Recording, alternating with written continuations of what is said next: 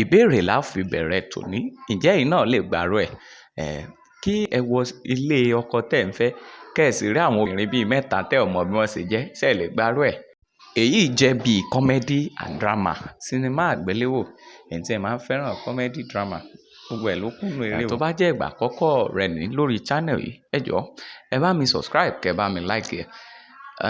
Blessing CEO kò gbẹ́yìn nínú eré o. Destiny Etiko, gbogbo wọn ló wà nínú ẹ̀. Malik Milton, ẹ̀yin tí ẹ máa ń like eré Lizzy Gold, gbogbo ẹ̀ ló kúnnú eré.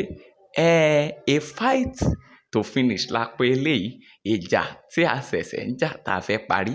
Ẹ jọ̀ọ́ ìjẹ́ ẹ̀yin náà lè gbàrú ẹ̀ kí ìyàwó àfẹ́sọ́nà kó la àbúrò yín nígbàjú èyí tí ṣe ìyá ọkọ rẹ̀. Báwo la ṣe fẹ́ràn eléyìí?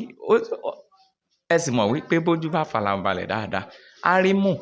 Ṣùgbọ́n báwo la ṣe wá fẹ́ ṣe ìyàwó wa onígbónára tó sá la gbogbo ará ilé nífọ̀nù pàdé dínú eré?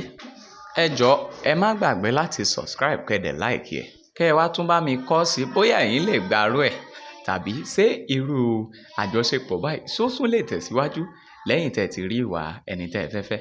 Please, I'm desperate. I don't know what to do. Please subscribe.